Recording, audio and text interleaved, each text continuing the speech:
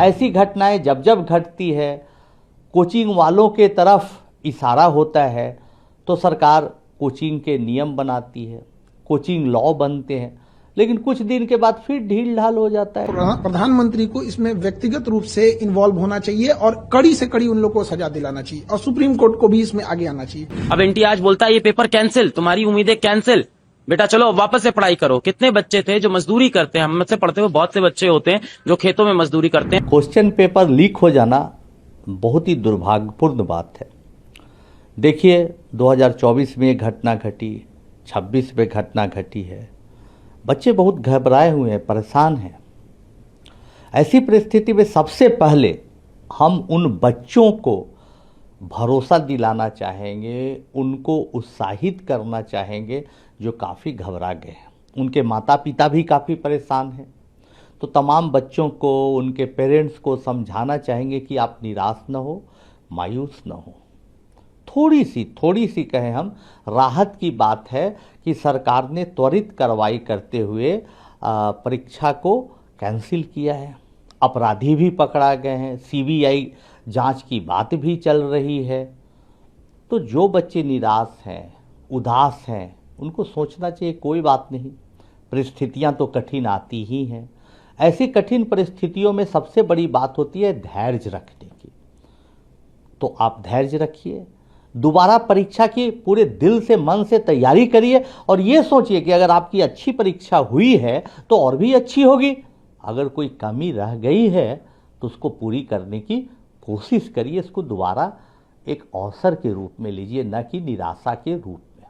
दूसरी बात है सरकार के लिए, सरकार को हम ये हाथ जोड़कर विनती करना चाहते हैं कि भाई देखिए, हर बार आपके क्वेश्चन पेपर लीक होते हैं। एनटीए को थोड़ा सा सतर्क रहना चाहिए, बहुत सतर्क रहना चाहिए। ये पुनरावृत्ति हो रही है, बहुत दुख की बात है, तकलीफ की बात है। जो अपराधी इसमें संलिप्त हैं, जैसी खबरें आ रही हैं कि कई कोचिंग संचालक इसमें लिप्त हैं, उन पर कठोर से कठोर कार्रवाई होनी चाहिए। परीक्षा चाहे पेन पेपर का हो, परीक्षा चाहे ऑनलाइन हो, परीक्षा का माध्यम कुछ भी हो, सख्ती होना बहुत जरूरी है। ऐसी घटनाएं जब जब घटती है, कोचिंग वालों के तरफ इशारा होता है तो सरकार कोचिंग के नियम बनाती है। बहुत दुखद है, मैं इसको इस तरह से देखता हूं कि इतने सारे बच्चे थे, 23 लाख बच्चे थे जो इस साल नीट का एग्जाम देने वाले थे, जो अपनी 11वीं कक्षा से 12वीं कक्षा तक 2 साल तक, और बहुत सारे बच्चे ड्रॉप करके 3 साल 4 साल 5 साल अपना इस एग्जाम को देते हैं और उनके पूरे परिवार देते हैं। तो 1 करोड़ लोग हैं जो आज नाखुश हैं, जो दुखी हैं। वो बच्चे ने पिछले 2-3 साल ना कोई फंक्शन अटेंड किया है, ना कोई पार्टी गया है, ना कोई मौज मस्ती की है।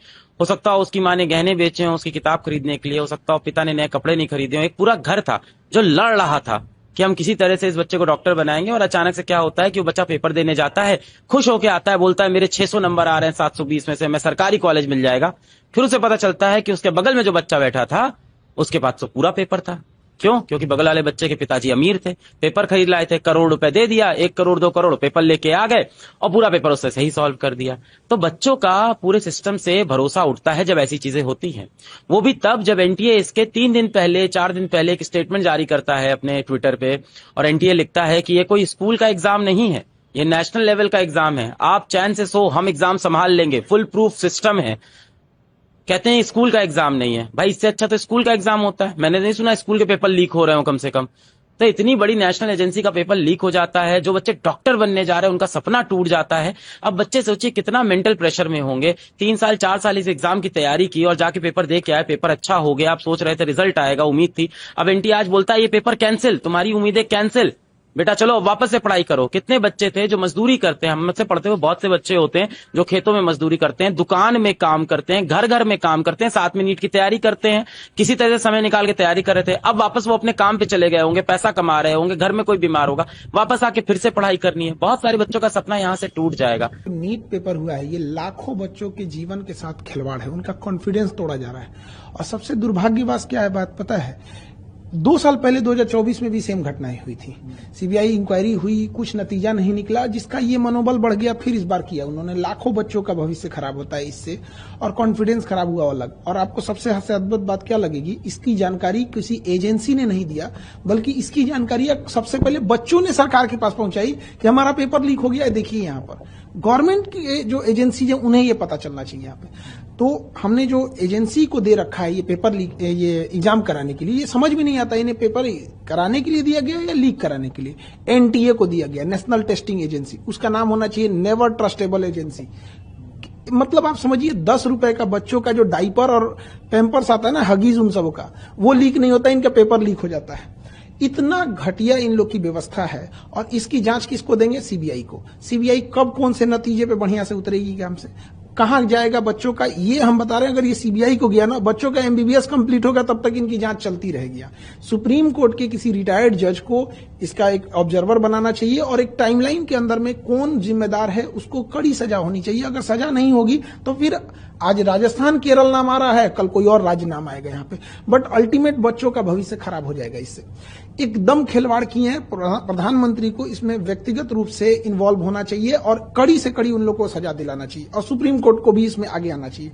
देखिए इसमें लॉस कहां होगा, जब कभी भी हिस्ट्री उठा के देखिए, जब भी पेपर लीक होता है तो अगला जो पेपर होता है वो एजेंसी दुश्मनी करके बनाती है। 2024 में पेपर लीक हुआ नीट का, उसके बाद क्या हुआ, बच्चों के जान निकाल दिया गया, इतना टफ बनाया। 1997 में 1997 में लखनऊ से होता क्या है, IIT JEE का पेपर लीक होता है, उसके बाद जो टफ बनाया, जान निकाल देता है बच्चों का। 2015 में नीट ना होके AIPMT जब होता था, तो जब पेपर लीक हुआ था, उसके बाद इतना टफ बना देता है कि बच्चे अब डिप्रेशन में चले जाएंगे। यहाँ पे सोचिए उन बच्चों का क्या होगा जिनका 700 से प्लस नंबर आ रहा था, जिसका 650 आ रहा था। हर बच्चे का अपना एक स्ट्रेंथ होता है, कोई टॉपर होते हैं, कोई सिलेक्शन वाले होते हैं, कोई रैंकर्स होते हैं। तो जिनका सिलेक्शन इस बार हो रहा था, ऑफिशियल वेबसाइट से उन्होंने आंसर की मिला लिया था।